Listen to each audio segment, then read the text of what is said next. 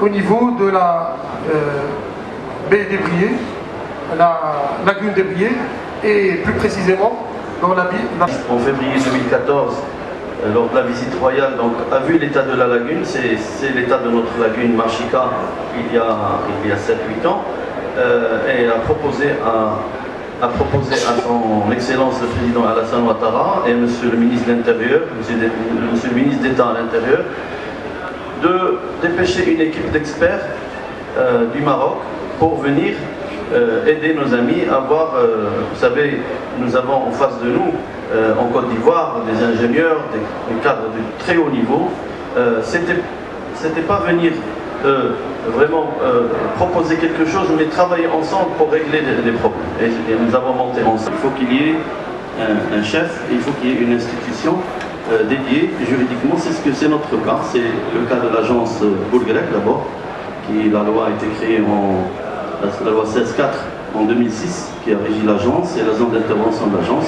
Et Sa Majesté, avec l'outil qu'il nous a proposé, c'était une copie de la loi sur l'agence, améliorée, je dirais, sur le domaine maritime. Parce que le domaine maritime n'est pas géré par l'agence Boulgrec. Vous voyez, là, on voit comment était la décharge. Et voilà comment elle va se faire transformer. Donc le modèle institutionnel et juridique est très important.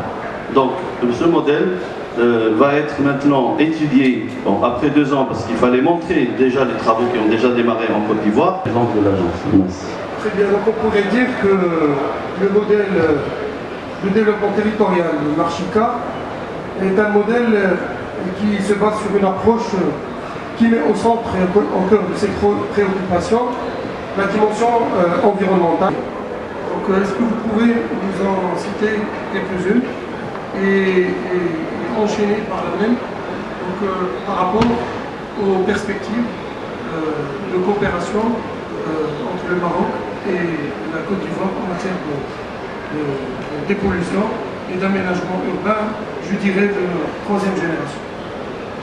Alors, je crois que tout à l'heure, à la vue du film qui est passé, on retrouve exactement les mêmes problématiques qui existent au niveau de la ville d'Abidjan, et de la baie de Cocody principalement. Cette baie se situe en 3 communes, la commune de Cocody, la commune du Plateau, la commune d'Adjamé. Et donc, c'est cette baie qui se situe au cœur de la ville d'Abidjan. Et donc, cette baie est restée, pendant des décennies, on a essayé de traiter la situation de cette baie, ça n'a pas été possible. Il s'en est suivi par moments des inondations dans les voies qui sillonnent la baie, qui entourent la baie. Et donc, par la volonté de nos 2 autres autorités, il a été décidé donc d'entreprendre un projet qui règle tous les d'emploi pérennes. Pour mettre en place ce programme, l'agence a élaboré un projet. Nous voyons aujourd'hui toutes les nations représentées aujourd'hui à Marrakech pour parler d'un patrimoine commun. Ce même patrimoine commun, à des échelles bien inférieures, bien entendu, mais beaucoup plus tangibles, ont été le vecteur de développement de ces 2 projets-là. Marchika, développer les territoires, non pas parce qu'il y a une possibilité foncière ou une opportunité foncière, mais parce qu'il y a un pacte qui nous a été consacré et qui nous a été fait pour aller très très rapidement.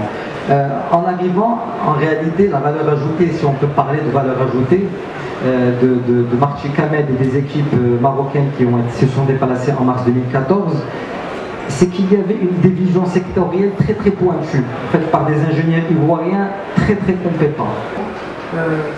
Juste à côté de la porte à droite. Merci beaucoup.